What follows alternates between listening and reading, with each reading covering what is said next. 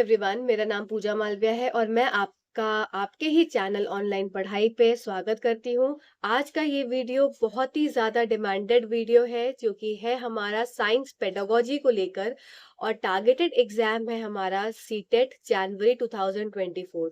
तो अब टाइम बहुत कम रह गया है, तो इस कम टाइम में एक वीडियो से आपका साइंस पेडागोजी का पोर्शन पूरा रेडी हो जाएगा। और ये वीडियो जो होगा वो बाइलिंगुअल है कंटेंट, इसमें साथ ही साथ जो क्वेश्चंस भी हैं वो बाइलिंगुअल है। इंग्लिश और हिंदी दोनों को लेके मैं चल रही हूँ, तो आपको इस वीडियो से हेल्प मिलेगी। साथ ही साथ इस वीडियो के कंटेंट को करने के बाद आप जो क्वेश्चन सॉल्व करेंगे, तो आपसे वो क्वेश्चन सॉल्व हो जाएंगे, क्योंकि आपके का कंसेप्ट क्लियर हो चुका होगा। तो आप वीडियोस को लास्ट तक देखिएगा और फिर क्वेश्चन भी सॉल्व करिएगा, तो आपको बहुत ज़्यादा हेल्प मिलने वाली है। साथ ही साथ मैं आपसे एक रिक्वेस्ट भी करना चाहती हूँ कि अगर आप चैनल पे नए हैं, तो चैनल को सब्सक्राइब कर दीजिएगा, वीडियो को लाइक करा करिए, क्योंकि एक लाइक से बहुत मोटिवेशन मिलता है। और अगर आप मेरे टेलीग्राम चैनल से भी जुड़ना जुड़ना चाहते हैं, तो लिंक जो है डिस्क्रिप्शन बॉक्स में है, साथ ही साथ मैं कमेंट में भी पिन कर दूंगी। तो आप उस टेलीग्राम चैनल से, जो कि ऑनलाइन पढ़ाई के नाम से ही है, आप उससे जुड़ सकते हैं। तो चलिए आइए आज का ये सेशन स्टार्ट करते हैं। टारगेटेड एग्जाम हमारा सीटेट 2000 जनवरी 2024 और साइंस की पेडागोजी। तो सबसे पहली बात आती है कि विज्ञान क्या है। और आपको एक और आपको एक नॉलेज दे दूं कि हम इस जो कॉन्सेप्ट को देखेंगे, साथ ही साथ हम ये देखेंगे कि क्या ऐसे टर्म्स हैं, कौन से ऐसे वर्ड्स हैं जो एग्जामिनर बार बार पूछता है। तो जैसे कि सबसे पहला टर्म है डायनामिक। तो ये टर्म जो है पूछा जाता है एग्जाम में, इसके साथ साथ लिखा जाता है स्टैटिक। कि साइंस क्या है, डायनेमिक है कि स्टैटिक है। तो आप स्टैटिक को क्रॉस कर देंगे और डायनेमिक की तरफ चले जाएंगे, क्योंकि डायनेमिक मतलब जो परिवर्तनशील है, जो चीज क्या है बदल सकती है, जो चेंज हो रही है। और क्या है, एक्सपैंडिंग बॉडी है, मतलब जो आप उसमें बहुत सारे एक्सपेरिमेंट्स करते हैं। आप कोई भी अगर थ्योरी है, कोई भी एक लॉ है, उसको और भी ज्यादा एक्सप्लेन कर सकते हैं, मीन्स उसमें और भी चीजें ऐड कर सकते हैं और उसको क्या करेंगे, उसमें और डिस्कवरीज हो सकती हैं, और उन डिस्कवरीज से क्या होगा, एक नया लॉ बन सकता है। तो साइंस का एक एक्सपैंडिंग बॉडी है नॉलेज की, जो कि नए डोमेन्स और एक्सपीरियंसेस को अपने अंदर लेती है। That covers the ever new domains और and of experiences. It is organise system, एक सिस्टमैटिक वे से चलता है। तो मतलब अगर कोई लॉ बना है, तो लॉ के बनने के पीछे जो एक प्रोसेस लगा है, वो प्रोसेस क्या है, एक सिस्टम से चल रहा है। कि पहले फर्स्ट प्रोसेस हुआ होगा, फिर सेकंड हुआ होगा, फिर थर्ड हुआ होगा, फिर जाके एक लॉ बना होगा। तो एक क्या है, ऑर्गेनाइज सिस्टम है of knowledge which is based on inquiry. अब ये किस पे बेस्ड होता है, इंक्वायरी पे, मतलब रिसर्च पे। Evolve out of natural curiosity. और ये जो इंक्वायरी है, जो रिसर्च है, ये किस पे डिपेंड करती है, ये डिपेंड करती है क्यूरियोसिटी पे, लॉजिकल रीजनिंग पे एंड एक्सपेरिमेंटेशन पे। तो साइंस को हम हिंदी में पढ़ लेते हैं कि विज्ञान ज्ञान का एक गतिशील, व्यवस्थित, विस्तारित निकाय है, जो अनुभवों के नित नए क्षेत्रों को कवर करता है। तो मतलब नए नए अनुभव हैं, वो आके एक साथ मिलकर एक साइंस का एक नया नेचर बनाते हैं। यह ज्ञान की एक संगठित प्रणाली है, जो प्राकृतिक जिज्ञासा।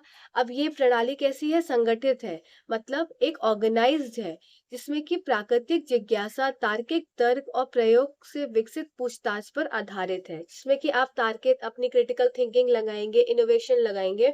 इससे क्या है, एक नई जो है, एक नई चीज उभर के आती है। चलिए अगली स्लाइड पे चलते हैं। What is good science education, एक अच्छी विज्ञान शिक्षा क्या है। तो ये जो तीन वर्ड्स हैं, ये बहुत इंपॉर्टेंट है, और ये बार बार हर पेपर में जो है रिपीट होते हैं। कि साइंस क्या है, क्या ये ट्रू टू चाइल्ड है, ट्रू टू लाइफ है, ट्रू टू साइंस है। तो ये जो तीन वर्ड्स हैं, SLC या CLS, ये आपको याद रखने हैं। मतलब science is true to child, true to life and true to किसमें, साइंस में। अब ये बात आती है कि सबसे पहला जो है कि ट्रू टू चाइल्ड कैसे है। तो अब आप इसमें समझिए कि अब साइंस अगर बच्चे के लिए कैसे सकते हैं, तो इसका मतलब क्या है कि बच्चे को अगर कोई भी चीज वो समझ पा रहा है, अगर वो अंडरस्टैंड कर पा रहा है, तभी वो उसके लिए सही है। और अगर बच्चे को अंडरस्टैंड करने के साथ साथ बच्चे को अपने साथ एंगेज कर पा रहा है, अगर मैं कोई कॉन्सेप्ट बच्चे को पढ़ा रही हूँ और बच्चे को वो समझ में आएगा, तभी वो उसके साथ एंगेज होगा। और तभी वो उससे कोई मीनिंग निकाल पाएगा। और मीनिंग निकाल पाएगा तभी वो एक रीज़निंग दे पाएगा, मतलब एक उसमें तर्क दे पाएगा।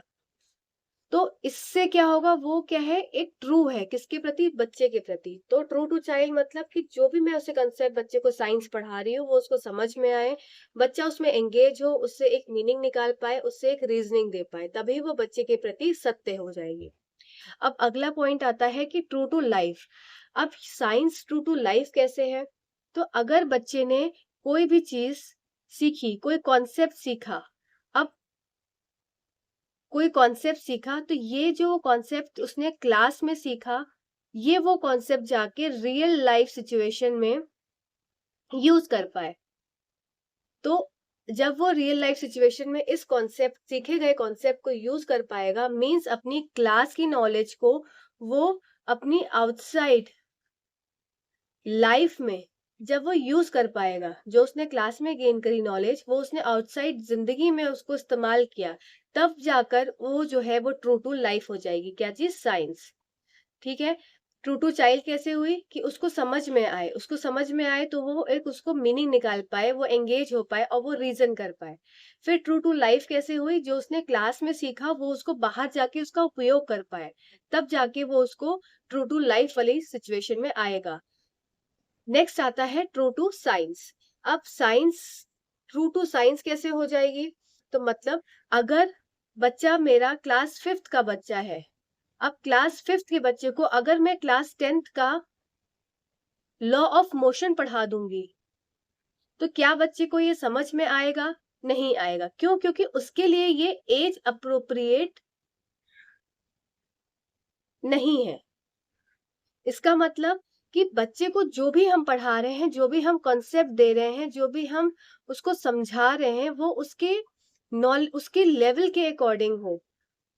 Child should get knowledge according to his age, उसके एज के अकॉर्डिंग हो, उसको जो हम कंटेंट दें वो उसको क्या हो, एज अप्रोप्रिएट हो। तब क्या होगा, तब उसको उस चीजों को वो चीजें समझ पाएगा।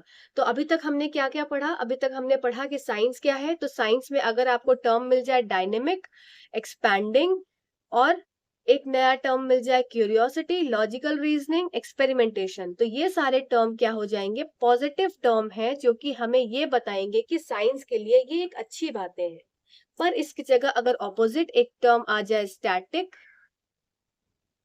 फिक्स्ड, ठीक है, क्लोज एंड, तो ये सब कैसे हो जाएंगे? ये एक नेगेटिव टर्म हो जाएंगे, जो कि हमारा ऑप्शन काटने के लिए एक जो टैग वर्ड्स, जो एक प्रॉपर वर्ड्स हैं, तो ये वर्ड्स जो है आपको याद रखने हैं।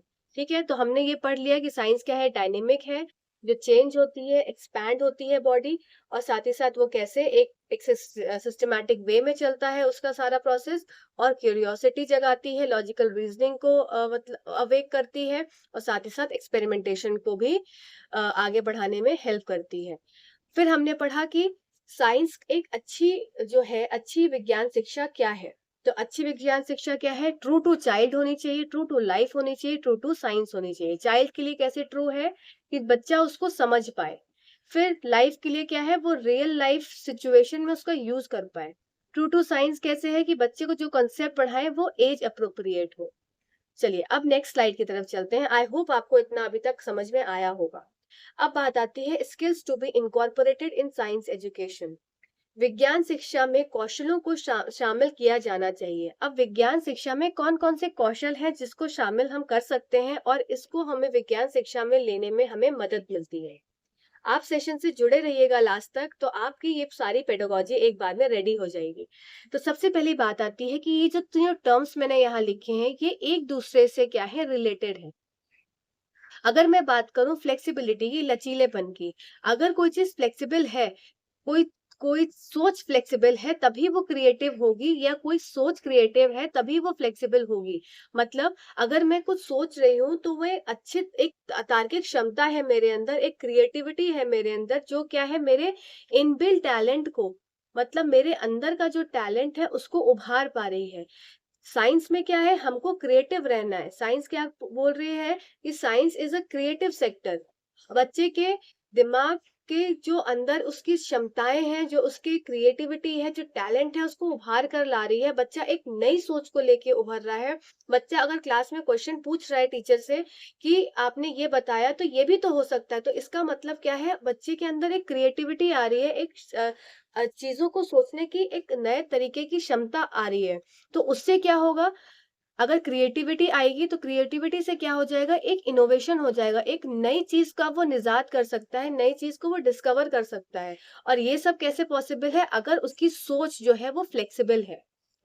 तो सोच फ्लेक्सिबल है तो इसका मतलब कि स्किल्स कौन कौन सी होनी चाहिए साइंस एजुकेशन के लिए? पहली बात तो क्रिएटिविटी, इनोवेशन और फ्लेक्सिबिलिटी, CIF। ये चीज क्या होना चाहिए? ये उसके अंदर एक स्किल्स को डेवलप करने के लिए जरूरी है एक बच्चे के अंदर। चलिए अब अगली स्लाइड की तरफ चलते हैं। एनसीएफ हमारा एनसीएफ जो है वो नेशनल करिकुलम फ्रेमवर्क, ये विज्ञान के बारे में क्या बोलता है? तो ये आप दो बच्चे देख रहे हैं। अब ये बच्चे क्या है, बहुत खुश हैं। क्यों खुश हैं? क्योंकि इनके इनके अंदर की जो क्षमताएं हैं उनको उभरने के लिए मौका दिया जा रहा है। उनको एक पेंसिल पेपर दे दिया जा रहा है, एक प्लेन पेपर दे दिया जा रहा है और बोला जा रहा है कि लिखो तुम्हें जो लिखना है, बनाओ तुम्हें जो बनाना है, करो तुम्हें जो करना है। क्यों? क्योंकि इनको क्या है, पूरी दुनिया में छोड़ दिया जा रहा है, एक क्लास की एक दुनिया में छोड़ दिया जा रहा है और फ्री छोड़ दिया जा रहा है so that they can express themselves. ठीक है, तो यही हमारा एनसीएफ भी कहता है कि science should nurture curiosity. Science को नर्चर करना चाहिए क्यूरियोसिटी को, जो अंदर बच्चे के एक एक उत्सुकता है किसी चीज को जानने की, कि ऐसा क्यों हो रहा है, उसके पीछे क्या लॉजिक है। तो उसको क्या है, नर्चर करना चाहिए और उसको मतलब जैसे बोलते हैं ना, पालन पोषण करना चाहिए और उसको हेल्प करना चाहिए उसकी इस थॉट को लाने के लिए बाहर। And creativity in relationship to environment, इससे क्या होगा, अगर वो उसके थॉट एक्सप्रेस कर पाएगा, मतलब बच्चे को क्या है, फ्री छोड़ना, फ्री एक्सप्रेस कर पाए वो अपने थॉट्स को। जब वो एक्सप्रेस कर पाएंगे अपने थॉट्स को तो क्या होंगे, बच्चे क्रिएटिव हो जाएंगे। तो यही हमारा एनसीएफ भी बोलता है और आपके एग्जाम में एनसीएफ साइंस से हर बार क्वेश्चन आता है। तो आपको उस क्वेश्चन में ये पकड़ना है कि जहां आपको दिख जाए कि बच्चा अपने आप को एक्सप्लोर कर सकता है, बच्चा अपने आप को, अपनी चीजों की, अपनी क्षमताओं को दिखा सकता है, उभार सकता है, अपने वर्ड्स को एक्सप्रेस कर सकता है। तो जहां भी आपको ऐसे कुछ वर्ड्स मिल जाए तो वो आप एक तरफ देख लेंगे कि आपका वो पॉजिटिव सेंस में आंसर जा रहा है, मतलब वो आपका उत्तर सही होगा। ठीक है, नेक्स्ट आता है पॉइंट कि science teaching should be placed in context of children environment to help enter the world of work. अब हम बच्चे को जो भी सिखा रहे हैं, एनसीएफ हमें ये बता रहा है कि बच्चे को इस तरीके से सिखाओ कि जो वो कंसेप्ट अपने क्लास में सीख रहा है वो कंसेप्ट वो आगे आगे जाकर अपने रियल लाइफ सिचुएशन में यूज कर सके। फॉर एग्जाम्पल, अगर मैंने क्लास में अपने बच्चों को बताया कि दो तरह के मटेरियल्स होते हैं, एक गुड कंडक्टर होता है और एक बैड कंडक्टर होता है। अब बच्चे को गुड कंडक्टर और बैड कंडक्टर का मतलब तो बच्चे को समझ में आया कि गुड कंडक्टर और बैड कंडक्टर है, पर क्या वो, अगर वो बाहर जा रहा है और उसने देखा एक ओपन वायर, और ओपन वायर किससे कनेक्टेड है, इलेक्ट्रिसिटी से कनेक्टेड है, और अगर उसको ये समझ में आ गया है कि अगर कोई भी ओपन वायर इलेक्ट्रिसिटी से कनेक्टेड है, उसमें इलेक्ट्रिसिटी फ्लो कर रही है, तो अगर वो उसको टच करेगा तो उसको शॉक लग जाएगा। अगर ये उसने क्लास में पढ़ा है, पर ये जो पढ़ी हुई चीज अगर उसने अपने रियल लाइफ सिचुएशन में यूज कर ली, तो यही एनसीएफ कह रहा है कि जो बच्चे को पढ़ाओ वो अपने रियल की जिंदगी में, वो अपने रोजमर्रा की जिंदगी में उसका यूज कर पाए। तो आपको जहां भी इस तरह के वर्ड्स मिल जाएंगे कि रियल लाइफ सिचुएशन, क्यूरियोसिटी, बच्चे के अंदर क्रिएटिविटी जागरूक करना, मतलब बच्चे एकदम फ्री है, लिटिल साइंटिस्ट है, तो वो लिटिल साइंटिस्ट अपने आप को एक्सप्लोर भी कर पाए। तो ये सारे वर्ड्स आपके लिए हेल्पफुल हो जाएंगे आपको आंसर तक पहुंचने के लिए। हिंदी में देख लेते हैं कि विज्ञान को पर्यावरण के संबंध में जिज्ञासा और रचनात्मकता को बढ़ावा देना है, मतलब बच्चे जिज्ञासु बने और रचनात्मक बने। ठीक है, काम की दुनिया में प्रवेश करने के लिए विज्ञान क्या मदद करता है कि पर्यावरण को भी जाने और इस जो भी उन्होंने सीखा वो पर्यावरण के संदर्भ में उसको यूज कर पाए उस शिक्षण को। चलिए अगली स्लाइड की तरफ चलते हैं कि science curriculum at upper primary stage, ये हिंदी में भी लिखा है तो आप चिंता नहीं करिएगा, आपको हिंदी इंग्लिश दोनों में कंटेंट यहाँ मिलेगा। और वीडियो को लाइक कर दीजिएगा, चैनल पे नए हैं तो सब्सक्राइब कर दीजिएगा। इस चैनल पे आप प्लेलिस्ट भी चेक कर सकते हैं, आपको बहुत सारे टॉपिक्स मिल जाएंगे आपके लिए। चलिए आइए देखते हैं सबसे पहली बात क्या है कि साइंस का करिकुलम जो है वो अपर प्राइमरी स्टेज पे क्या होना चाहिए, तो वो क्या-क्या चीज़ें करना चाहिए। तो सबसे पहली बात है कि वो should develop the scientific temper. अब इसका क्या मतलब है? साइंटिफिक टेम्पर का क्या मतलब है यहाँ पे? तो इसका मतलब है कि ओपन माइंडेडनेस। अब जब बच्चा खुली सोच का होगा तो तभी वो अपनी चीज़ों को अच्छे से बता पाएगा, अपनी चीज़ों को अच्छे से समझा पाएगा। तो बच्चे के अंदर क्या होना चाहिए, मतलब एक करिकुलम ऐसा हो साइंस का जो बच्चे के अंदर साइंटिफिक टेम्पर को डेवलप करे, मतलब बच्चे के दिमाग को खोले। अब इससे क्या होगा, एक नए-नए न्यू आइडियाज़ आएँगे बच्चे के अंदर, ठीक है? अब इससे क्या होगा, नए आइडियाज़ से आने के बच्चे की नॉलेज बढ़ेगी, बच्चा एक्सपेरिमेंट कर पाएगा। तो ये सब चीज़ें किसको बढ़ावा दे रही है? एक साइंटिफिक टेम्पर की बात कर रही है कि मतलब एक उसकी सोच में ही बदलाव आ गया, उसकी सोच खुली हो गई, वो एक नए आइडियाज़ को सोच पा रहा है, उसके अंदर नए तरह की नॉलेज गेन हो कर पा रहा है, वो नए-नए अनुभव कर पा रहा है, नए-नए प्रयोग कर पा रहा है, एक्सपेरिमेंट्स कर पा रहा है। और अगर और एक एक चीज़ और, तो पहली चीज़ तो ये हो गई बहुत इम्पोर्टेंट, और दूसरी चीज़ साइंटिफिक टेम्पर की हो जाती है कि उसको ये भी पता हो कि वो फेल भी हो सकता है, फेल भी हो सकता है।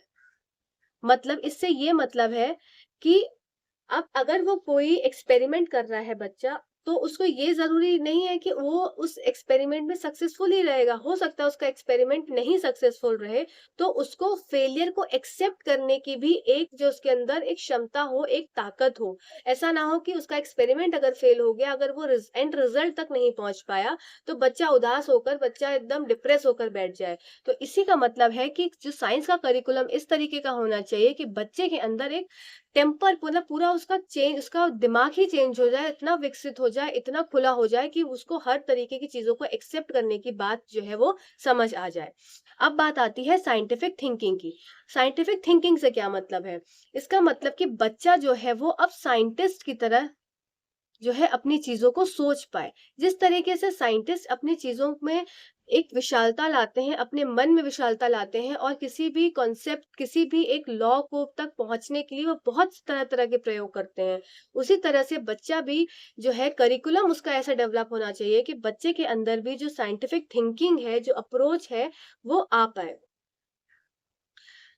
नेक्स्ट बात आती है प्रोसेस स्किल्स ऑफ, अब ये नेक्स्ट क्या है, process skills of science which includes, तो कौन-कौन से प्रोसेस स्किल्स होंगे? मतलब अगर कोई लॉ बना है तो इसका मतलब इसके पीछे आने वाली जो चीज़ें हैं, वो बहुत ज़्यादा मैटर करती हैं। मतलब अगर ए से बी आया, बी से सी आया, डी आया, ई आया, एफ आया, मीन्स ये क्या था, यहाँ से शुरू हुआ। किसी चीज़ को ऑब्ज़र्व किया, ऑब्ज़र्व करने के बाद उसका हाइपोथेसिस बनाया, हाइपोथेसिस करने के बाद उसकी टेस्टिंग की, फिर उसको और वेरीफ़ाई किया, तब जाके वो लॉ बना। तो ये क्या है, एक तरह से प्रोसेस है, प्रोसेस स्किल्स है। तो बच्चे के अंदर जो है ये प्रोसेस स्किल्स भी डेवलप होनी चाहिए।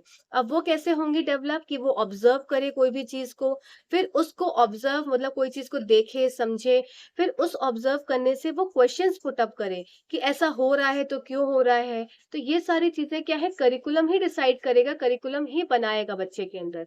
फिर searching various resources of learning, अब उसके बाद करिकुलम ऐसा हो कि नए-नए तरह के रिसोर्सेज भी मिले लर्निंग के लिए, बच्चे को सीखने के लिए नए-नए तरह की चीज़ें मिले, बच्चा फील्ड ट्रिप करे, बच्चा एक्सकर्शन्स करे, मतलब बाहर जाके खूब पढ़े। जो बोलते हैं ना कि बच्चा जो देखता है वो ज़्यादा अच्छा समझता है बकायदा उस चीज़ के कि वो जो सुनता है। फिर प्लानिंग इन्वेस्टिगेशन, बच्चा अच्छे से प्लान भी कर पाए, इन्वेस्टिगेट भी कर पाए, फिर हाइपोथेसिस बना पाए, अपनी खुद की परिकल्पनाएँ बना पाए और फिर उसको खुद टेस्ट भी करे। फिर using various tools for collecting, analysing and interpreting data. अब सारा कुछ करने के बाद क्या करे, वो फिर डाटा को मेंटेन करे जिससे कि आगे जाकर उस डाटा को चेक किया जा सके। नेक्स्ट है supporting explanation with evidences and justification. तो मतलब ये सब क्या चीज दिखा रहा है, ये सब दिखा रहा है कि बच्चे की क्या है, साइंटिफिक थिंकिंग डेवलप हो चुकी है, बच्चा भी अब एज अ लिटिल साइंटिस्ट जो है वो प्रॉपर साइंटिस्ट की तरह सोच रहा है। critically thinking to consider, weigh and compare alternative explanations, reflecting on their own thinking, तो बच्चा अपनी अलग से थिंकिंग को भी उजागर कर पाए। Appreciation for historical aspects of evolution of science. अब ये साइंस करिकुलम ऐसा हो कि ये भी बच्चे को बताए कि अगर मैं बताऊं कि जैसे हमारा डेवलपमेंट ह्यूमंस हैं हम, तो प्री हिस्टोरिक पीरियड में क्या हुआ होगा, हम कैसे, हम एक एप से, मंकी से एप होते हुए फिर कैसे हम ह्यूमंस बन गए, तो बच्चे को ये भी समझ हो। और ये हमें समझ कैसे मिलेगी, हमारा जब करिकुलम उस हिसाब से डेवलप होगा कि हमें हिस्ट्री में हम कैसे थे और आज हम कैसे हैं, तो ये डेवलपमेंट जो हुआ वो साइंस का हिस्टोरिकल बैकग्राउंड बताता है। ऐसे ही अगर एटम की डिस्कवरी हुई तो एटम को डिस्कवर करने वाले कौन थे, कौन कौन से साइंटिस्ट आए, डाल्टन आए, जे थॉमसन आए, फिर बहुत सारे मॉडल्स उन्होंने दिए, रदरफोर्ड आए। तो ये सब सारे साइंटिस्ट आए, उन्होंने क्या क्या चीजें की, कैसे कैसे एडवांसमेंट हुआ, कैसे कैसे डेवलपमेंट हुआ, वो सारी चीजें भी बच्चा समझ पाए। नेक्स्ट बात आती है सेंसिटिविटी टुवर्ड्स एनवायरमेंट कंसर्न। अब बच्चे को एनवायरमेंटली भी कंसर्न करना बहुत जरूरी है। नेक्स्ट है respect for humanity, human dignity, rights and gender equity. फिर क्या है, करिकुलम ऐसा हो जो कि बच्चे को ये भी समझाए कि उसका राइट्स क्या है, एक जेंडर इक्विटी क्या है। मींस बच्चे को साइंटिस्ट तो, लिटिल साइंटिस्ट तो बनाने के साथ साथ बच्चा जहाँ पे रह रहा है उसको भी आपस में एक दूसरे के साथ कैसे व्यवहार करना है, आपस में जो समानता है सबके लिए वो एक सी है, ये सब भी समझाएं। फिर values of honesty, integrity, cooperation, concern और for life and public property. तो ये सब कैसे डेवलप हो सकता है जब करिकुलम भी बच्चों के इस तरह से हिसाब से बने। अब ये नेक्स्ट स्लाइड जो है ये हिंदी में दी हुई है, इसको आप देख लीजिए एक बार। विकास करना वैज्ञानिक स्वभाव और वैज्ञानिक सोच का, विज्ञान के प्रक्रिया कौशल जिसमें शामिल है अवलोकन, ऑब्जर्व करना, प्रश्न पूछना, सीखने के विभिन्न संसाधनों की खोज करना। ठीक है, ये सब हिंदी में सेम चीजें जो मैंने अभी बताई है वही सब चीजें इसमें लिखी हुई है। चलिए अगली स्लाइड की तरफ चलते हैं। अब हमारा ऑब्जेक्टिव क्या है साइंस की टीचिंग के प्रति। तो सबसे बड़ी बात है, अभी तक हमने क्या पढ़ा, हमने हमने क्या क्या पढ़ लिया है, जस्ट अ सेकेंड। हमने ये पढ़ा है कि साइंस क्या है, फिर what is good science education, फिर स्किल्स कैसे होंगे, एनसीएफ क्या बोलता है, साइंस करिकुलम क्या है, और अब हम पढ़ने वाले हैं ऑब्जेक्टिव्स। ऑब्जेक्टिव्स बहुत इंपॉर्टेंट है क्योंकि ये हर बार एग्जाम्स में पूछे जाते हैं। ठीक है, विज्ञान शिक्षण के सीखने के उद्देश्य, इसके उद्देश्य क्या है। तो सबसे पहला है discuss science as process, product and way of thinking. अब साइंस एक प्रोसेस कैसे है, मतलब प्रक्रिया, उत्पाद और सोचने के तरीके के रूप में विज्ञान पर चर्चा करें। अब ऑब्जेक्टिव में जहां भी आपको वर्ड्स आ जाएंगे आप वर्ड्स पकड़िए, जहां भी वर्ड्स आएगा process, product and way of thinking. तो जहां प्रोसेस आया मतलब कि साइंटिफिक आइडियाज डेवलप करना थ्रू रीजनिंग। कोई भी चीज अगर लॉ बन रही है तो उसके पीछे जो मैंने अभी आपको बताया कि पीछे जो चलने वाला जो प्रोसेस है पूरा वो एक सिस्टमैटिक वे में चलेगा, तब जाके वो लॉ बन पा रहा है। मतलब बहुत सारे एक्सपेरिमेंट्स करे, बहुत सारे बार एक्सपेरिमेंट्स करे, तब जाके वो लॉ बन पाया। मतलब प्रोसेस मतलब वेरियस एक्सपेरिमेंट्स, और वो एक्सपेरिमेंट्स जब बहुत सारे एक्सपेरिमेंट्स थे, बहुत एक्सपेरिमेंट्स थे, तब जाके प्रोडक्ट निकला। और वो प्रोडक्ट क्या बन गया, वो प्रोडक्ट बन गया लॉ। तो और एंड वे ऑफ थिंकिंग, अब जब वे ऑफ थिंकिंग रहेगी तभी क्या हो जाएगा, तभी हम एक प्रोसेस को प्रोडक्ट की तरफ लेकर जा पाएंगे। तो ये क्या हो गया, एक ऑब्जेक्टिव हो गया। नेक्स्ट आता है वैज्ञानिक तथ्यों, अवधारणा, सिद्धांतों, कानूनों और मॉडल के रूप में वैज्ञानिक ज्ञान के विभिन्न रूपों की जान। मतलब कि जो जितने भी लॉज हैं, फैक्ट्स हैं, थ्योरीज हैं, मॉडल्स हैं, इसको याद रखना। अब ये याद रखने का ये मतलब नहीं है कि उसको रटना, मतलब उसको समझाना, बच्चे को लर्निंग बाय डूइंग से समझाना, उसको एक्सप्लेन करना कि बच्चा जो है उस science is true to child हो जाए। ठीक है, नेक्स्ट आता है understand the various characteristics of science including its empirical, objective and tentative nature. अब बच्चे को ये भी बताना कि जो साइंस में आप लॉज पढ़ रहे हैं तो ऐसा नहीं है कि वो लॉज फिक्स्ड है, वो लॉज जो है वो बदल भी सकते हैं। वो अगर आगे कोई एडवांसमेंट आया, नई डिस्कवरी आई, तो उससे क्या हो जाएगा, लॉज जो है वो बदल जाएंगे। एम्पेरिकल ऑब्जेक्टिव का मतलब हो जाएगा कि नए नए ऑब्जर्वेशंस, नए नए रीजनिंग्स, नए नए जो तर्क है, वितर्क है, उससे क्या है, जो साइंस है वो चेंज भी हो सकती है। जो लॉ बना, जो थ्योरी बनी, जो फैक्ट है वो चेंज भी हो सकता है, क्योंकि लॉज आर नेवर फिक्स्ड। और due to with the advancement in time, with the advancement in technologies, ये और advancement in experimentation, ये laws जो है वो change हो सकते हैं। नेक्स्ट आता है fourth, comprehend the inter relationship of science with technology and society. और बच्चे को ये भी समझाना कि साइंस और टेक्नोलॉजी और सोसाइटी, साइंस एंड टेक्नोलॉजी और सोसाइटी, ये सब का एक दूसरे के साथ क्या है, इंटर रिलेशनशिप है। नेक्स्ट आता है, know the implication of science technology and society for science teaching. अब क्या है, जो विज्ञान शिक्षण के लिए विज्ञान प्रौद्योगिकी और समाज के निहितार्थ को जाने, मतलब कि जो भी चीज सीखी वो सोसाइटी में कैसे यूज कर पाए, उसको इम्प्लीकेट कैसे कर पाए, उसको इम्प्लाई कैसे कर पाए। तो ये सब क्या थे, इसके ऑब्जेक्टिव्स थे। नेक्स्ट बात आती है रीजन बिहाइंड टीचिंग साइंस, कि इस विज्ञान अध्यापन शास्त्र पढ़ाने के पीछे कारण, इसका कारण क्या है कि हमें जो साइंस टीचिंग में बच्चों को पेडागोजी पढ़ानी जरूरी है। तो ये इसलिए जरूरी है क्योंकि पहला पॉइंट ये बोलता है कि it focuses on importance of conceptual understanding of scientific knowledge rather than simple memorisation of facts. जैसे कि मैंने बताया पहले कि लर्निंग बाय डूइंग का कॉन्सेप्ट देना है, बच्चे को अंडरस्टैंड कराना है किसी भी कॉन्सेप्ट को, वो समझ पाए कि ऐसा चीज क्यों हो रही है, रादर देन मेमोराइजेशन की, उसको सिर्फ रट्टू तोता नहीं बनाना है, उसके कॉन्सेप्ट को क्लियर करना है। नेक्स्ट बात आती है letting child free in environment for exploring new things, और ये तब पॉसिबल है जब हम बच्चे को छोड़ दें फ्री अपने एनवायरमेंट में, कि भाई अपने आप करके सीखो, अपने आप करके सीखो। जो टीचर है वो एक तरह से बस पीछे खड़े होकर एक स्कैफोल्ड का काम करे, कि बस दूर से देख रहे हैं और उसकी मदद कर रहे हैं। Children should come up with their new ideas and should share with teachers, और जब बच्चे अपने नए आइडियाज के साथ आएंगे और अपने टीचर्स के साथ शेयर करेंगे, तो जो नॉलेज उन्होंने सीखी वो क्या होगा, वो उसको अच्छे से समझ पाएंगे। नेक्स्ट आता है नेचर ऑफ साइंस। इस नेचर ऑफ साइंस से भी हर बार एक नंबर का जो क्वेश्चन है वो पक्का है, और यहाँ से आपके एक नंबर बन जाएंगे। विज्ञान की प्रकृति क्या है, तो सबसे पहले science as a way of thinking.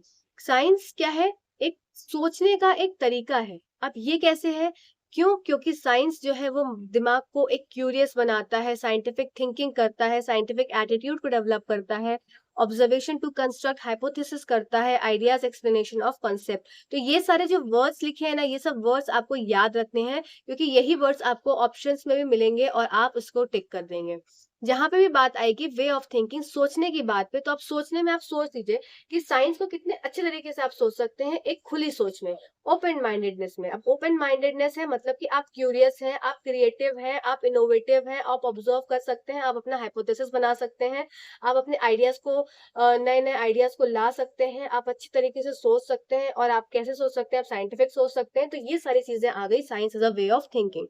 फिर नेक्स्ट बात आती है साइंस एज अ प्रोसेस और साइंटिफिक मेथड। अब साइंस क्या एक तरह से प्रोसेस है। ये कैसे है, अगर आपको कोई प्रॉब्लम दी गई, अब उस प्रॉब्लम को आप सबसे पहले समझेंगे, ठीक है। ये प्रोसेस कैसे है, कोई प्रॉब्लम दी, अब उस प्रॉब्लम को आप समझेंगे और फिर उसके हिसाब से उसका हाइपोथेसिस, प्रॉब्लम है, प्रॉब्लम को आप समझेंगे, अंडरस्टैंड करेंगे और फिर उससे क्या कराएंगे, उससे हाइपोथेसिस बनाएंगे। अब उस हाइपोथेसिस को, मतलब जो आपने परिकल्पनाएं करी, उस हाइपोथेसिस को आप इवैल्यूएट करेंगे, मतलब टेस्ट करेंगे। अब टेस्ट करने के बाद आप एक रिजल्ट पे आएंगे। अब रिजल्ट के बाद आप उससे एक जनरलाइज्ड कुछ एक स्टेटमेंट निकालेंगे, और उस स्टेटमेंट को आप एक लॉ या थ्योरी या कोई फैक्ट को बना देंगे। तो ये क्या हो गया, एक प्रोसेस, एक प्रक्रिया हो गई। जो कि मैंने क्या बोला था कि साइंस क्या है, एक प्रोसेस है, एक प्रोडक्ट है, और दूसरा क्या था, वे ऑफ थिंकिंग। तो ये सारे वर्ड जहां आपको मिल जाएंगे, आप एक नेचर ऑफ साइंस की तरफ आप टिक कर देंगे ऑप्शन को, ठीक है। नेक्स्ट बात आती है साइंस इज अ प्रोडक्ट। वही जो बात है कि अब जब जो प्रोसेस किया उससे जो रिजल्ट निकला, जो लॉ बना, जो थ्योरी बनी, जो फैक्ट बना, वो क्या हो गया, वो उसका प्रोडक्ट हो गया। चलिए अगले स्लाइड की तरफ चलते हैं। हिंदी में है, हिंदी में क्या बोलती है कि सोचने के एक तरीके के रूप में विज्ञान, जिज्ञासु दिमाग। अब कैसे होगा, जिज्ञासु होगा, वैज्ञानिक सोच होगी, वैज्ञानिक दृष्टिकोण होगा, परिकल्पना के निर्माण के लिए अवलोकन होगा। ये सब क्या हो जाएगा, विज्ञान सोचने के तरीके का एक रूप हो जाएगा। एक प्रक्रिया है, एक प्रक्रिया है, कैसे हो जाएगी एक प्रक्रिया, एक प्रोसेस कैसे होगा कि समस्या की पहचान कर पाएंगे आप। समस्या की पहचान करने के बाद उसकी समस्या की समझ विकसित करेंगे, मतलब पहले पहचान किया, फिर समझ विकसित किया, फिर अवलोकन किया उसके आधार पर, फिर डेटा कलेक्ट किया, फिर मूल्यांकन किया, फिर परिमाण का सत्यापन, मतलब उसकी टेस्टिंग कर दी, फिर उस परिकल्पना का एक मतलब कानून, लॉ या थ्योरी बना दी गई। तो ये क्या हो गया, इसका प्रोसेस हो गया। अब एक उत्पाद मतलब प्रोडक्ट, इसका प्रोडक्ट क्या हो जाएगा, इसका प्रोडक्ट कैसे होगा कि जो आपने यहाँ पे किया उसका ही ये क्या हो गया, एंड रिजल्ट हो गया। ठीक है, चलिए अगली स्लाइड की तरफ चलते हैं जल्दी से, कि science is rapidly expanding body of knowledge. तो ये हम पहले भी पढ़ चुके हैं फर्स्ट स्लाइड में अपने, कि क्या साइंस क्या है। तो यही एक नेचर भी है साइंस का। पर अब आप ये समझ लो कि आपको अगर नेचर ऑफ साइंस देखना है, तो आप ये सोचो कि अगर मैं पूजा हूँ, तो मेरा क्या नेचर है, मेरे अंदर क्या क्या अच्छी क्वालिटीज है। मुझे बुरी क्वालिटीज नहीं देखनी है उस समय, क्योंकि मुझे अपनी अच्छी बातें बतानी है, कि मैं पढ़ा पा रही हूँ, मैं टीचर हूँ, मैं साइंस पढ़ाती हूँ, तो ये सब क्या है, मेरा नेचर है। और ये मेरा नेचर है, मतलब मुझे किसी से बात करने में डर नहीं लगता। तो जो मेरी अच्छी क्वालिटीज़ है वो मेरा नेचर हो गया। ऐसे ही साइंस की क्या क्वालिटीज़ हो सकती हैं, कि साइंस एक्सपैंड हो सकता है, साइंस इज़ टेंटेटिव, मतलब वो बदल सकता है, वो डायनामिक है, वो क्यूरियोसिटी डेवलप करता है, क्रिएटिविटी है। तो ये सब चीज़ें क्या हो गई, जो अच्छी सारी बातें हो गई, वो साइंस का नेचर हो गया। तो आपको ऐसे कोई भी ऑप्शन आते हैं, तो आप उसको टिक करेंगे सही उत्तर की तरफ। ठीक है? नेक्स्ट आता है साइंस इज़ ऑलवेज़ टेंटेटिव, ये भी हम पढ़ चुके हैं। अब देख लेते हैं जल्दी से, जो फ्लो चार्ट मैंने यहाँ लगाया है, कि कोई भी प्रॉब्लम को हम ऑब्जर्व करेंगे, उससे उसके हिसाब से उसके क्वेश्चंस बनाएंगे, और उससे हम हाइपोथेसिस करेंगे, मतलब परिकल्पना करेंगे कि ऐसा ऐसा भी तो कर सकते हैं, ऐसा भी कर सकते हैं। फिर उस हाइपोथेसिस को टेस्ट करेंगे, और उससे क्या बन जाएगी, एक थ्योरी बन जाएगी। चलिए अगले क्वेश्चन की तरफ, सॉरी अगली स्लाइड की तरफ चलते हैं। अगली स्लाइड बोलती है एम्स। ये भी बहुत इंपॉर्टेंट है, हमें नेचर पूछा जाता है, हमें science is true to life ये सब वाला पूछा जाता है, फिर साइंस के करिकुलम कैसे होना चाहिए वो पूछा जाता है। फिर अब आ जाती है बात एम, हमारा उद्देश्य क्या है साइंस को जो अपर प्राइमरी स्टेज में पढ़ाने का। तो अब क्या है, उद्देश्य क्या है, कि बच्चे को एंगेज कराओ। ऐसा नहीं है कि टीचर आया पढ़ा के चला गया। तो बच्चे को एंगेजमेंट बहुत जरूरी है, मतलब शिक्षार्थियों को संलग्न करने पर जोर दिया जाना चाहिए। ठीक है, हमने एंगेज भी कर दिया। फिर क्या होगा, बच्चे एक्सप्लोर कर पाए, बच्चे अपने आसपास के इंद्रियों का उपयोग करके आसपास प्राकृतिक प्रक्रिया घटनाओं की खोज, मतलब exploration of surrounding natural phenomena using senses. बच्चे एक्सप्लोर कर पाए, अपने सेंसेस का इस्तेमाल कर पाए और चीजों को एक्सप्लोर करें। बच्चों को पार्क में लेके जाते हैं, बच्चों को स्कूल गार्डन में लेके जाते हैं, जिससे कि बच्चे टच करें, फील करें और फिर चीजों को समझें। ठीक है, to cultivate the scientific temper, वही बात है। साइंटिफिक टेम्पर से मैंने क्या बताया था, आप मुझे कमेंट सेक्शन में बताइएगा जरूर, कि साइंटिफिक टेम्पर क्या था। मतलब कि बच्चे के अंदर ओपन माइंडेडनेस आ जाए। देखो साइंटिफिक टेम्पर दो तरफ से, दो चीजों को हमेशा फोकस करता है। साइंटिफिक टेम्पर दो चीजों को फोकस करता है। पहली चीज, कि बच्चे के अंदर साइंस का एटीट्यूड आ जाए, एटीट्यूड आ जाएगा। तो अगर वो फेलियर भी आ जाएगा उसके लिए किसी भी अगर एक्सपेरिमेंट में, तो वो निराश नहीं होगा। दूसरा क्या हो जाएगा, कि वो उसके अंदर ओपन माइंडेडनेस आ जाएगी। अब वो हर चीजों को बहुत अच्छे से सोच पाएगा, अपनी चीजों को उभार पाएगा। ठीक है, फिर develop critical thinking, acquisition of skills to develop understanding of methods and processes, to develop the aesthetic sense. तो ये सब क्या हो गया, ये एक aim of science teaching at primary level हो गया।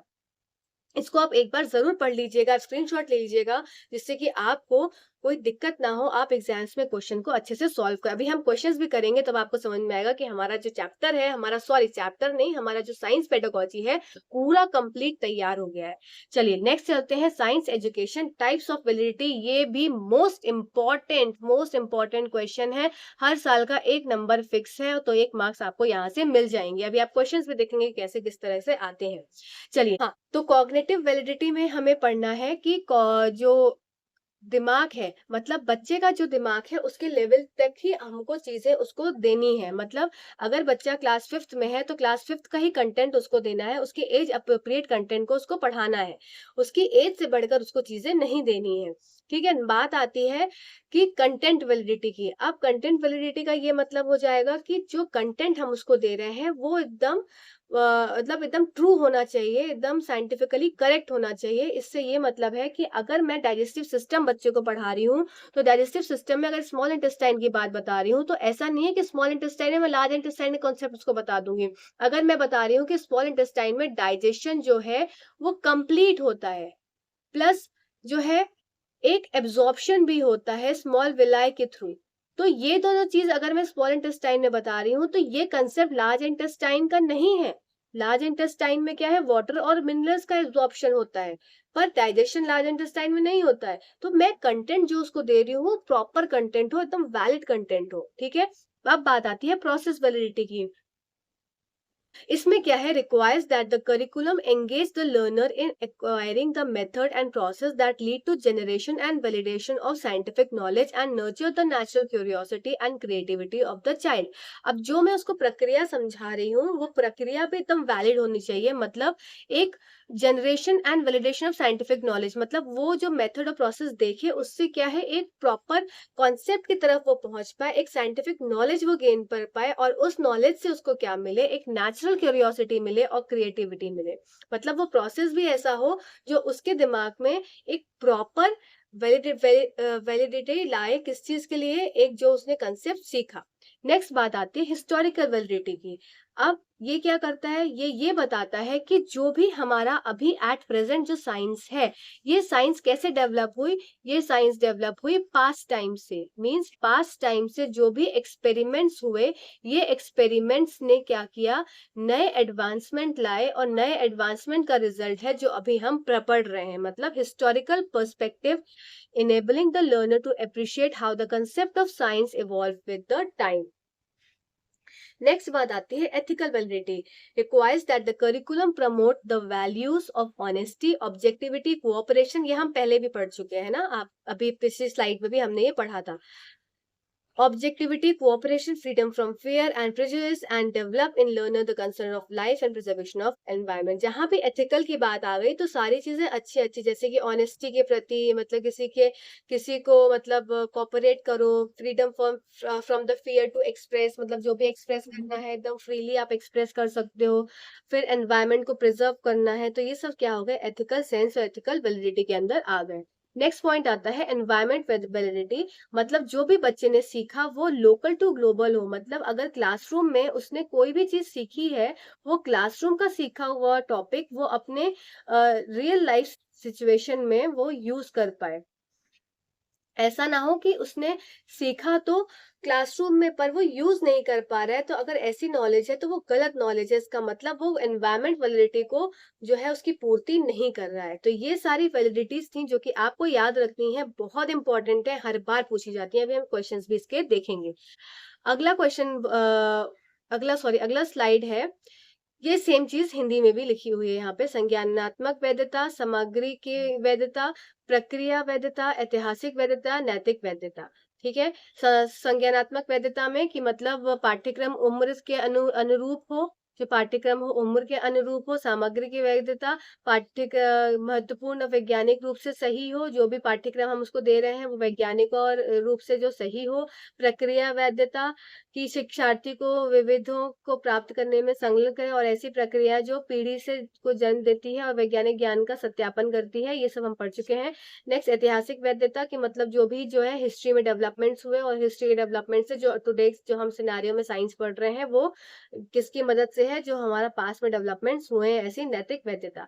चलिए अगली स्लाइड की तरफ चलते हैं। अब आती है बात मेथड्स ऑफ टीचिंग साइंस। ऐसे कौन कौन से मेथड्स हैं जिसको हम साइंस में पढ़ा सकते हैं। सबसे पहली बात आती है ब्रेनस्टॉर्मिंग। ब्रेनस्टॉर्मिंग मतलब कि बच्चा फ्री है, अगर एक क्वेश्चन दिया क्लास में, कोई भी क्वेश्चन अगर पूछा दिया, तो एक क्वेश्चन के अगर मल्टीपल आंसर्स निकल रहे हैं तो क्या हो गया एक, और उस मल्टीपल आंसर्स के साथ साथ बच्चे अपने और भी तर्कों को जो है वो इजीली बोल पा रहे हैं, तो वो क्या हो गया, उनके दिमाग को एक तरह से उसमें एकदम तूफान लेके आ गया, और उस तूफान की वजह से क्या हो गया, नए नए आंसर्स का उत्पाद हुआ।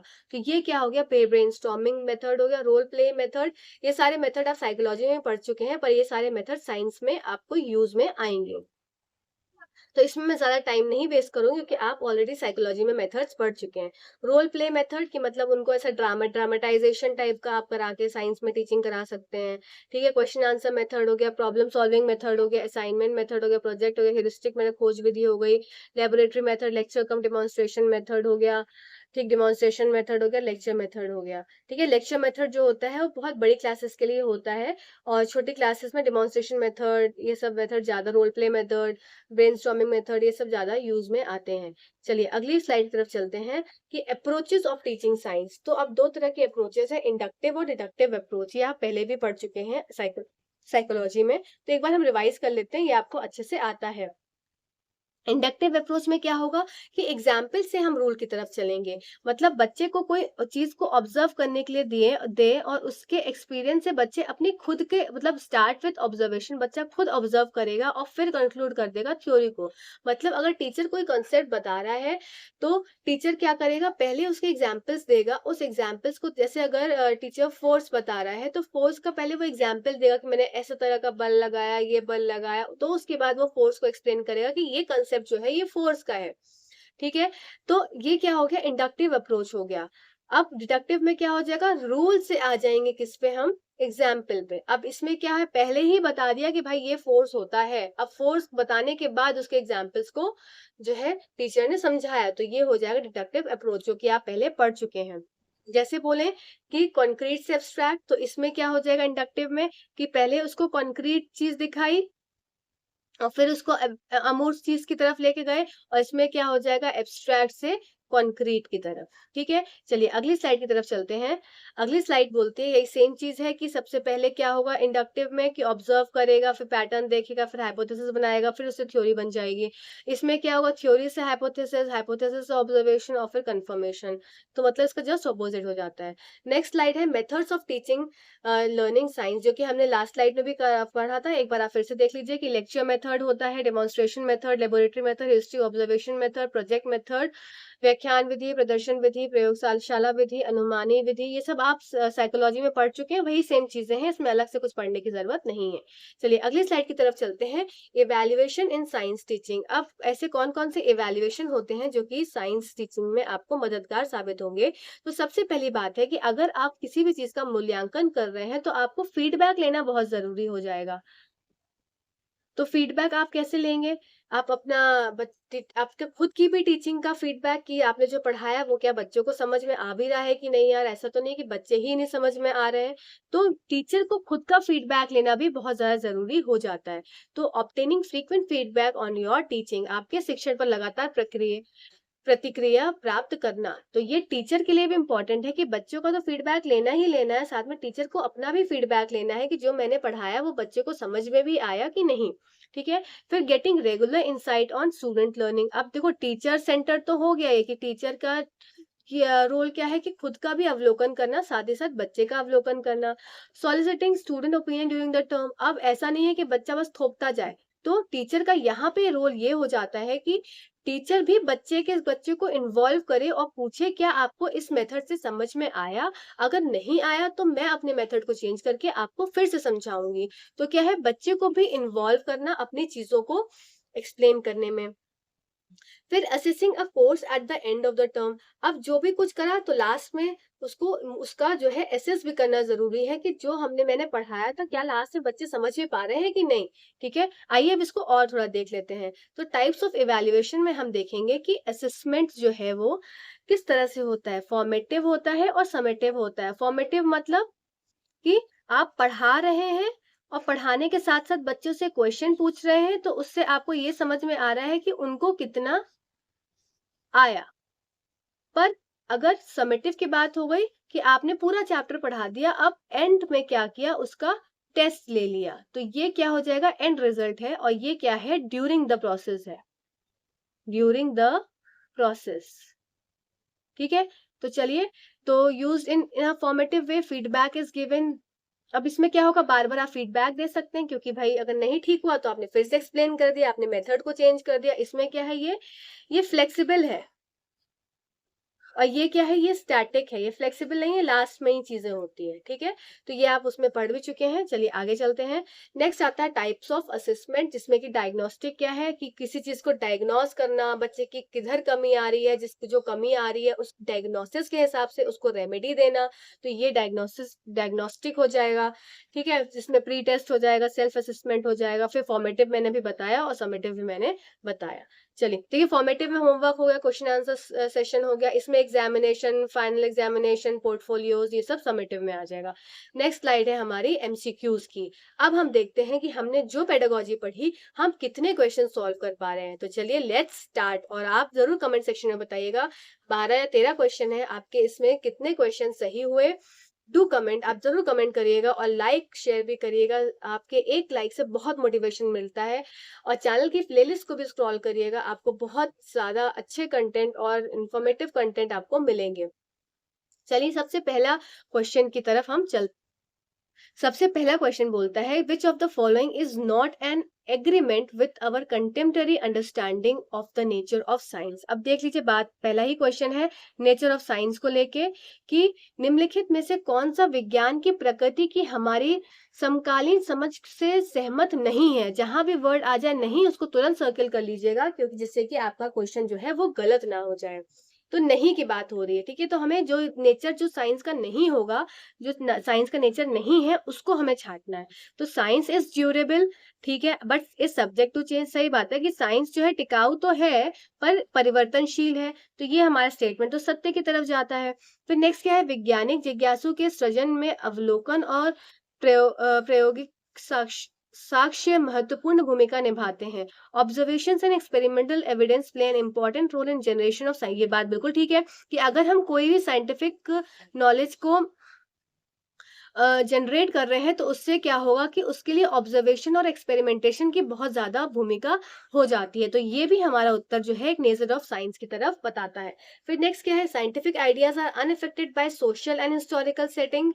तो ये अनअफेक्टेड तो नहीं होता, ये अफेक्टेड होता है। तो ये इसका उत्तर जो है वो गलत हो जाएगा। There is no single way to do science. ये बात भी बिल्कुल ठीक है कि कोई भी साइंस को करने के लिए कोई भी एक रास्ता नहीं है, इसके विभिन्न रास्ते हैं। मतलब ये क्या है, बहुत ज्यादा एक डाइवर्जेंट थिंकिंग को जो है वो बताता है साइंस, ठीक है। तो इसके हिसाब से ऑप्शन नंबर 3 जो होगा उसका सही उत्तर हो जाएगा। चलिए आप कमेंट सेक्शन में जरूर बताइएगा कि आपके कितने क्वेश्चन ठीक हुए।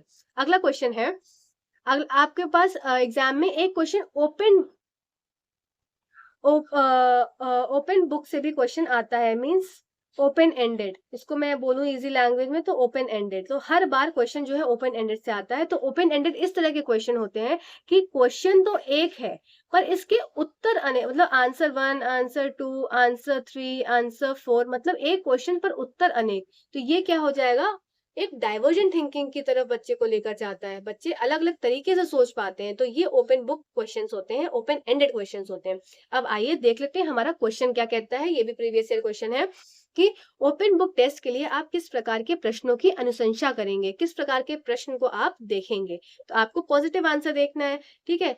तो अब बात करते हैं statements of important laws and principle. तो ये तो बात गलत है भाई, सिर्फ स्टेटमेंट देना तो ये ओपन बुक तो नहीं है। ये तो क्या हो जाएगा, एक फिक्स्ड आंसर हो जाएगा इसका। तो ये तो उत्तर गलत हो गया। नेक्स्ट आता है डेफिनेशंस ऑफ सिग्निफिकेंट फिनोमेना। तो ये भी गलत है, क्योंकि ये भी डेफिनेशन क्या होती है, फिक्स्ड होती है, स्टैटिक होती है। तो ये भी गलत हो गया। फिर application of standard formula to unfamiliar situation, अपरिचित स्थिति के लिए मानक सूत्र का अनुप्रयोग अनुप्रयोग। तो ये बात बिल्कुल ठीक हो जाती है कि अगर एक स्टैंडर्ड फॉर्मूला तो बच्चे को दिया, पर वो स्टैंडर्ड फॉर्मूला से वो अलग अलग सिचुएशंस में जो उसको नहीं पता वहां पे उसका यूज कर पा रहा है, तो ये उत्तर इसका सही उत्तर हो जाएगा, ठीक है। अगला क्वेश्चन देखने, अगला ऑप्शन देखने की जरूरत ही नहीं है। नेक्स्ट क्वेश्चन की तरफ चलते हैं। Which of the following statement best explain the meaning of environmental validity of science curriculum. तो अब आप ये देखिए कि हमने क्या पढ़ा था, हमने साइंस वैलिडिटी का हमने कुछ कुछ टॉपिक्स पढ़े थे उसमें, जिसमें हमने एक एनवायरमेंटल वैलिडिटी भी पढ़ी थी। तो इससे ये क्वेश्चन आया है और 2 बार आपके क्वेश्चन ये रिपीट हुए हैं। किससे, एनवायरमेंटल वैलिडिटी से। तो एनवायरमेंट वैलिडिटी में मैंने क्या बताया था कि जो उसने क्लास में पढ़ा है वो रियल लाइफ सिचुएशन में वो यूज कर पाए, ठीक है। तो अब देख लेते हैं क्या क्या है। हमको क्या देखना है, बेस्ट वो देखना है, बेस्ट एक्सप्लेन करता है। मतलब वैज्ञानिक अवधारणाओं को शिक्षार्थियों के स्थानीय और वैश्विक परिवेश से जोड़ना होगा। तो ये क्या है, ठीक है, देखते हैं। Science has to be taught with the sole focus on environment conservation, ठीक है, ये भी ठीक है, पॉजिटिव ही है। Validity of science curriculum has to be assessed by, नहीं, तो ये क्या है, एक्सपर्ट ही असेस नहीं कर सकता। ये जरूरी नहीं है कि जो एक्सपर्ट है वो एनवायरमेंट का ही हो तो ही असेस कर पाएगा, ऐसा कुछ जरूरी नहीं है। फिर क्या है, fourth option, there should be dedicated chapters on on environment education in science. तो देखो ये बात भी गलत है। क्यों गलत है? विज्ञान की पाठ्य पुस्तकों में पर्यावरण शिक्षा पर समर्पित अध्ययन होना चाहिए। ये बात इसलिए गलत है क्योंकि आजकल एनवायरमेंट एजुकेशन को चैप्टर्स में इंटीग्रेट कर दिया गया है, अलग से कोई एनवायरमेंट का चैप्टर नहीं है। तो इससे क्या हो गया? ये तो बात हो रहा है कि अलग से डेडिकेटेड चैप्टर दे दिया जाए, तो ये बात बिल्कुल गलत हो गई। अब देखते हैं फर्स्ट और सेकंड ऑप्शन में। फर्स्ट ऑप्शन क्या कहता है? Scientific concept have to be linked to learners local and global environment. यही हमने पढ़ा था कि साइंटिफिक कंसेप्ट्स को वो लोकल से ग्लोबल की तरफ वो कनेक्ट कर पाए। तो ये हमारा उत्तर जो है मोस्ट अप्रोप्रिएट हो जाएगा। सेकंड वाला भी ठीक ठीक है, पर इससे अच्छा उत्तर जो हो जाएगा फर्स्ट हो जाएगा। चलिए अगले क्वेश्चन की तरफ हम बढ़ते हैं जल्दी से। अगला क्वेश्चन है, which of the following conceptual sequence violates the principle of proceeding from concrete to abstract. अब हमें देखना है कि कौन निम्नलिखित में से कौन सा वैचारिक अनुक्रमण ठोस से अमूर्त की ओर बढ़ने के सिद्धांत का उल्लंघन करता है। हमें देखना है कॉन्क्रीट से एब्स्ट्रैक्ट की तरफ कौन उल्लंघन कर रहा है। ठीक है, पहला है different kinds of materials are observed before introducing an atom. तो ये बात तो बिल्कुल ठीक है कि परमाणु की संरचना का परिचय देने से पहले विभिन्न प्रकार की सामग्रियों का अवलोकन किया जाए। तो बात ठीक है कि उनको पहले सामग्री दिखा दी गई, फिर बताया कि भाई ये एटम होता है। ठीक है, नेक्स्ट आता है रासायनिक परिवर्तनों का अवलोकन रासायनिक प्रक्रिया की शुरुआत से पहले होता है। ये बात भी ठीक है। ये बात भी बिल्कुल ठीक है कि observation of chemical changes precedes the introduction of chemical reaction. अब केमिकल चेंजेस बच्चों को पहले बताए किससे? रिएक्शन बताने से पहले। ये बात बिल्कुल ठीक है। नेक्स्ट बात आती है कि पोषक तत्वों को सिखाने से पहले विभिन्न प्रकार के खाद्य पदार्थों पर चर्चा की। मतलब पोषक तत्व तो बाद में बताए, उससे पहले जो खाद्य पदार्थ हैं, जो डिफरेंट फूड आइटम्स है, उसके पहले डिस्कशन किया। ये बात भी बिल्कुल ठीक है। तो हमें क्या देखना है? जो वॉयलेट कर रहा है, जो मतलब नहीं वाला उत्तर हमें देखना है। फिर नेक्स्ट देखते हैं, विद्युत आवेश की अवधारणा को विद्युत की शुरुआत से पहले पेश किया गया। ये गलत हो जाएगा। मतलब the concept of electric charge is introduced before reducing. मतलब बच्चे को इलेक्ट्रिसिटी पहले बताना है, तब उसके बाद आप इलेक्ट्रिक चार्ज के बारे में बताइए। पर इसमें क्या किया गया? इसमें उल्टा कर दिया गया। तो इसके हिसाब से उत्तर नंबर 4 आपका सही उत्तर हो जाएगा। ये सब आपके पॉजिटिव आंसर्स थे, पर ये आपका जो है वो नेगेटिव आंसर हो जाएगा। अगले क्वेश्चन की तरफ हम चलते हैं। ठीक है, अच्छा एक टॉपिक आपका रह गया था कि व्हाट इज साइंटिफिक लिटरेसी। तो ये बीच में मैंने ऐड कर दिया slide. Scientific literacy refers to understanding the knowledge of scientific concept and principles required for individual to make informed decision and participate in modern world. मतलब साइंटिफिक लिटरेसी क्या है? एक तरीके से की समझ बताती है, किसकी साइंटिफिक कंसेप्ट को समझने की एक समझ अंडरस्टैंडिंग कर रही है डेवलप, और प्रिंसिपल्स फॉर इंडिविजुअल। मतलब एक तरह से क्या है, साइंटिफिक कंसेप्ट्स और प्रिंसिपल्स को अगर कोई भी बच्चा समझ रहा है तो इसका मतलब वो साइंटिफिकली क्या है? लिटरेट हो गया, वो शैक्षिक हो गया। ठीक है, it involves the ability to comprehend and analyse scientific information. अब वो कुछ चीजों को समझ पा रहा है, एनालाइज कर पा रहा है साइंटिफिक इन्फॉर्मेशन को, अप्लाई कर पा रहा है साइंटिफिक रीजनिंग को रियल वर्ड्स इश्यूज में, और वो अच्छे से कम्युनिकेट भी कर पा रहा है एज अ साइंटिफिक, जिसको उसको क्यों है? लिटरेसी आ गई है। इसके रिलेटेड एक क्वेश्चन है, तो आप जाकर ज्यादा समझेंगे। क्वेश्चन है कि which of the following would not usually be considered as a component of scientific literacy. तो अब देखो साइंटिफिक लिटरेसी की बात आ गई, मतलब वैज्ञानिक साक्षरता की बात आई। तो वैज्ञानिक साक्षरता है मतलब अब बच्चा जो है साइंटिफिक कॉन्सेप्ट को जो उसको पढ़ाया गया वो उसको समझ पा रहा है, उसके हिसाब से वो जवाब दे पा रहा है। वो आलतू फालतू जवाब नहीं दे रहा है, एक प्रॉपर सिस्टमैटिक स्टेटमेंट वाइज जवाब दे पा रहा है। तो उसका मतलब वो लिटरेट हो गया है, किसमें? साइंटिफिकली लिटरेट हो गया। तो इसके हिसाब से इसका क्या उत्तर हो जाएगा? आपको क्या देखना है? Not usually be considered.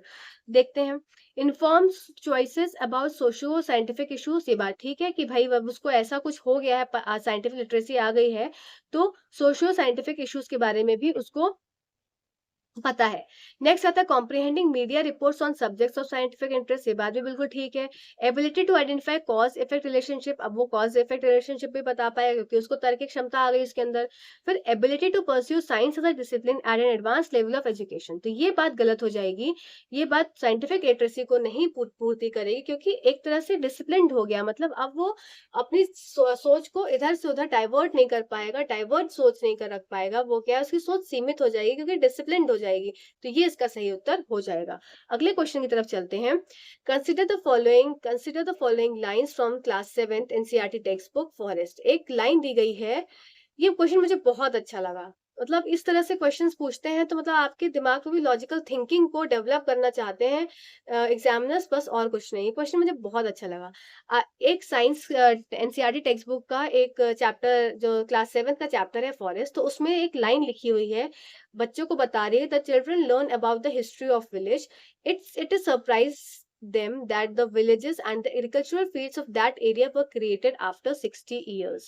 मतलब बच्चों के गांव के इतिहास के बारे में सीखते हैं और उन्हें यह जानकर आश्चर्य हुआ कि उस क्षेत्र के गांव और कृषि क्षेत्र 6 साल पहले बनाए गए हैं। ठीक है, 60 साल पहले बनाए गए हैं।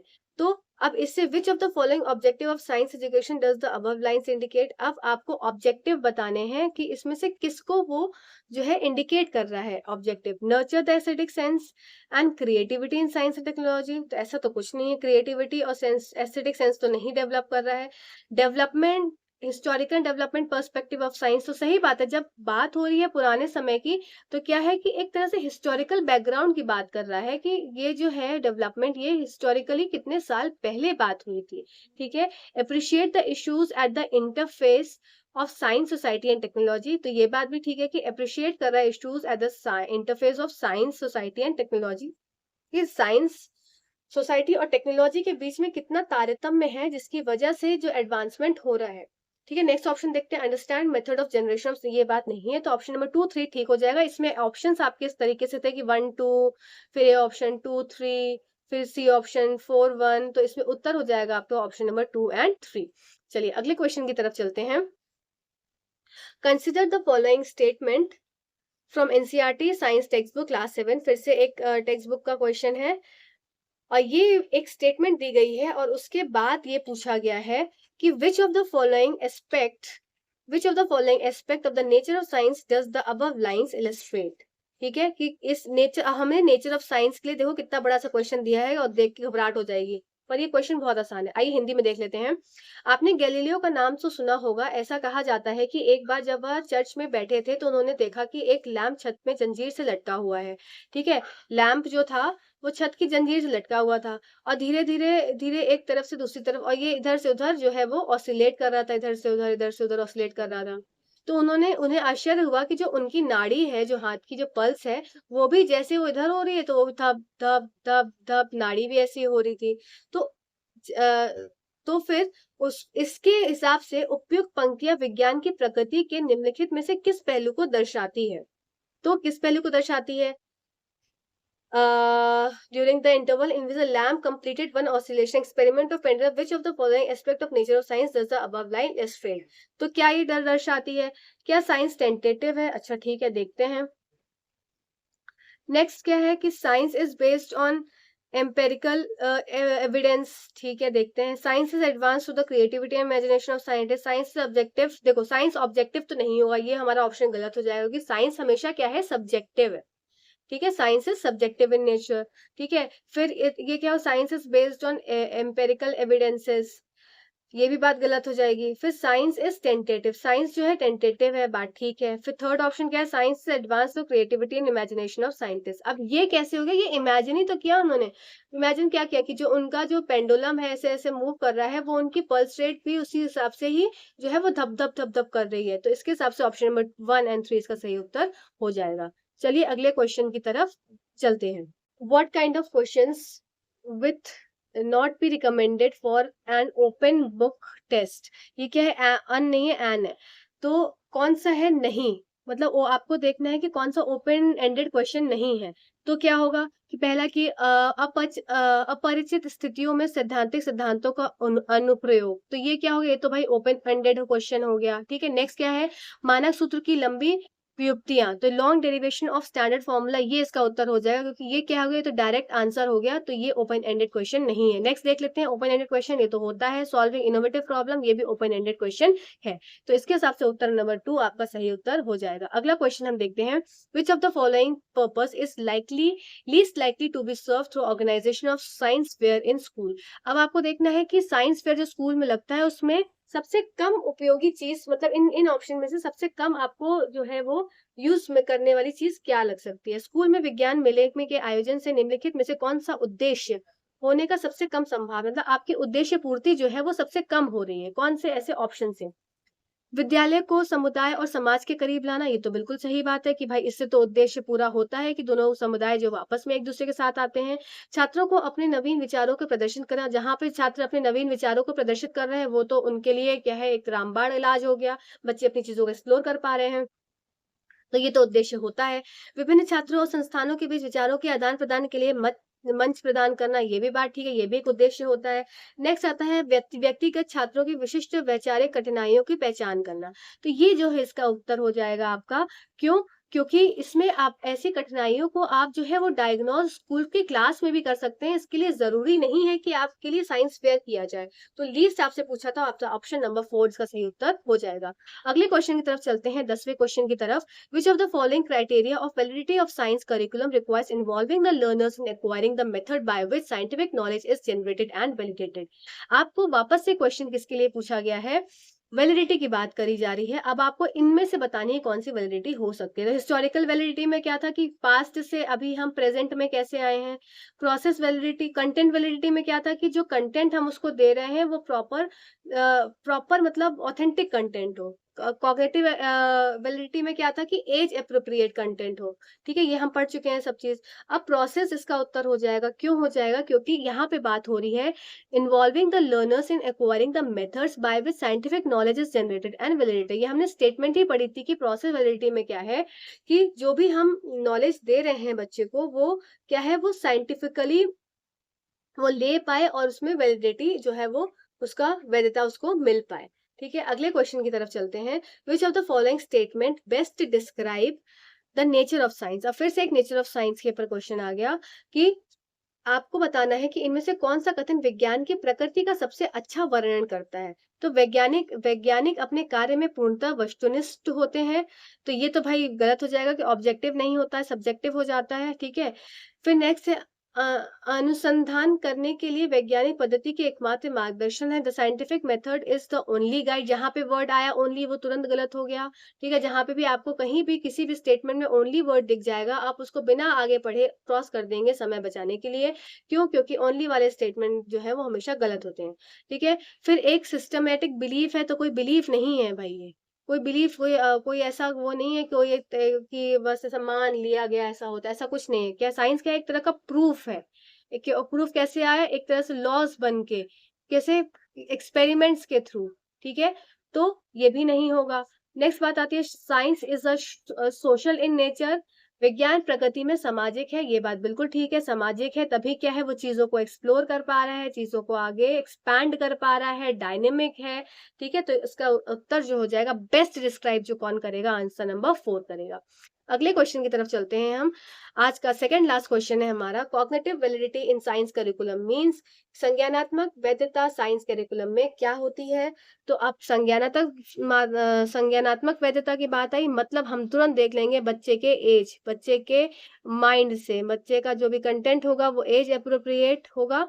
तो अब इसमें हम देख लें डाइल्यूशन ऑफ कंटेंट तो नहीं, inclusion of appropriate fun and elements नहीं, inclusion of how science concept evolve over time तो हिस्ट्री हो जाएगा, हिस्टोरिकल वैलिडिटी हो जाएगा। Adaptation of content as per the cognitive level of learner, शिक्षार्थियों के संज्ञानात्मक स्तर के अनुसार सामग्री का अनुकूलन। तो ये ऑप्शन नंबर 4 इसका सही उत्तर हो जाएगा। आप लोग जरूर बताइएगा कि आपके 13 क्वेश्चंस में से कितने क्वेश्चन सही हुए। अगला क्वेश्चन हमारा लास्ट क्वेश्चन है आज का। According to NCF 2005 in upper primary stage science curriculum which of the following is recommended.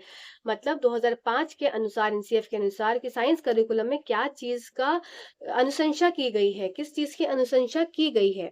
तो आप देख लीजिए कि अवधारणा को रोजमर्रा के अनुभव को समझने में जोर देना चाहिए। आपको नॉट वाला तो नहीं है ना? नहीं, तो ये बात बिल्कुल ठीक है। Concept should be linked in. देखो जहाँ पे भी एनसीए 2005 की बात आ जाए ना, रियल लाइफ सिचुएशन की बात आ जाएगी, बच्चा एक्सप्लोर कर पाए, बच्चा अपने जो पास्ट की चीज को प्रेजेंट में यूज कर पाए।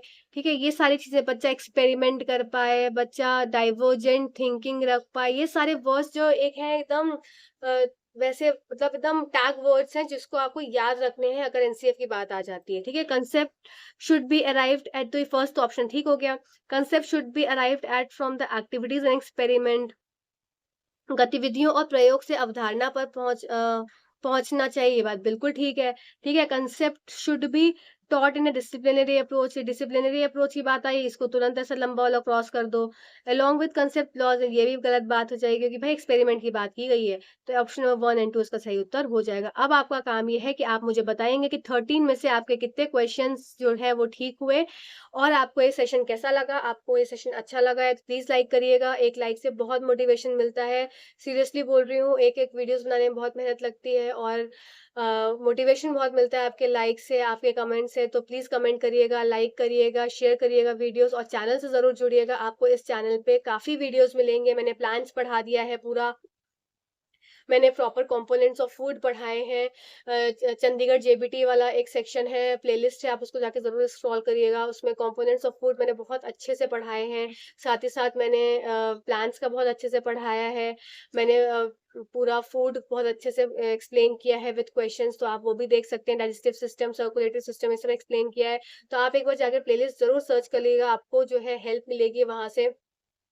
साथ ही साथ अगर आप चाहते हैं कि मैं मैथ्स की भी पेडागॉजी लेके आऊँ, तो आप मुझे कमेंट सेक्शन में ज़रूर बताइएगा, तो मैं मैथ्स की पेडागॉजी भी आपके लिए लेके आऊँगी और 1 घंटे या सवा घंटे में हम पूरा पेडागॉजी विद क्वेश्चंस भी निपटा लेंगे। तो चलिए आज के सेशन के लिए बहुत-बहुत धन्यवाद, आपका बहुत-बहुत आभार। Thank you so much for watching this video. Thank you.